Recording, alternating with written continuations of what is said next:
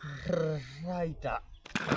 Asante sana ndugu brother, wapenzi watazamaji, kina dada wapenzi watazamaji, kina shosho wapenzi watazamaji, vipi vipenzi watazamaji. Ni baada ya ruti za introduction, tunakuingia sehemu moja kule upande wa kaskazini magharibi mwa Kongo, kuja kupata kikosi fulani cha kimajambas kiongezwa na jitu kwa jina Ngaduma kede jitu laku Shongoti na Ngaduma. Waliweza kukuandalia kwenye sehemu ya kwanza, nikaweza kukuahidi kwamba na kuahidi sehemu ya pili ikiweza kutokelezea itakuwa hapa inadishosha.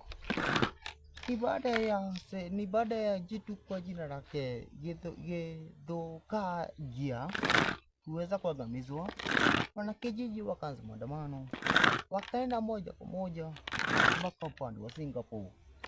Mahali wakuja kupata kaidi na jagiri dozi kwa jina lake Hung Chung Champu Boom, jitu kuchomoka upande wa China. Kisha akona mamanzi, ndugu brother mpenzi mtazamaji,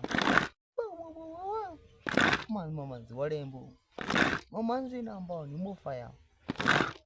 Kisha nani wale mamanzi, kuna mmoja msaliti kwa jina lake Kyoto. Sasa Kyoto mmoja ndio huyu aliweza kumsaliti mdozi wake kwa kuweza kumdunga visu na kumtambaliza.